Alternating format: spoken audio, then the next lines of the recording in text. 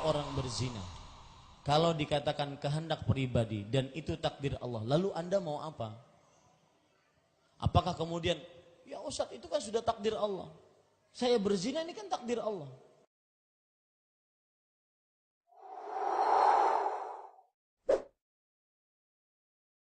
Sering sekali orang keliru dalam memahami takdir.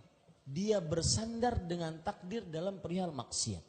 Orang sering mengatakan, bukankah orang yang bermaksiat sudah ditakdirkan oleh Allah? Lalu kenapa dia mendapat siksa? Lebih ekstrim lagi, bukankah iblis itu menyimpang dari jalan Allah, itu takdir Allah? Kenapa iblis disiksa? Nah, itu sama. Ini sama pertanyaannya. Maka jawabannya mudah. Yang pertama, Allah Maha Adil.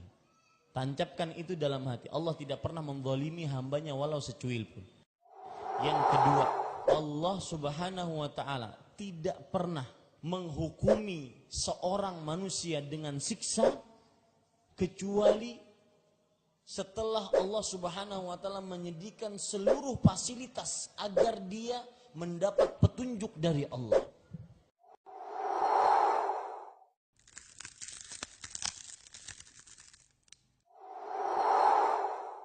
Contoh, Allah turunkan Quran sebagai petunjuk untuknya. Allah utus Rasul sebagai petunjuk untuknya. Allah adakan para ulama yang menjelaskan petunjuk dari Al-Quran dan sunnah Nabi Muhammad SAW tadi. Artinya semua fasilitas Allah berikan agar dia soleh. Dia masih milih jalan yang sesat. Ini salah siapa? Salah sendiri. Itu jawabannya.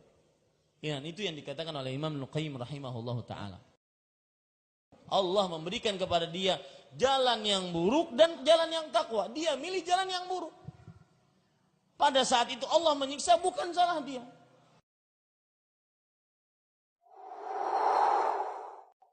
Bukankah orang kafir itu kafir minimal cuma dari mulai umur 15 tahun sampai 60 tahun?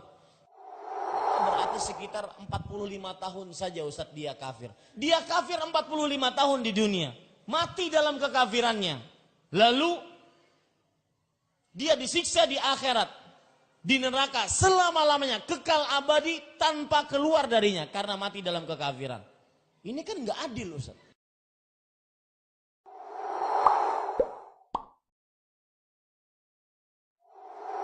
Maka jawabannya satu. Tekankan di dalam hati, Rob kita tidak akan pernah menzalimi hamba-hambanya sama sekali. Itu tekankan dalam hati. Yang kedua, kenapa Allah Subhanahu wa ta'ala menyiksa dia dengan kekal abadi? Karena Allah Maha Kuasa. Itu bukti kuasa Allah. Allah akan mengekalkan siapa yang dia kehendaki kekal. Allah akan menghancurkan siapa yang dia kehendaki hancur. Itu bukti kuasa Allah Subhanahu wa ta'ala.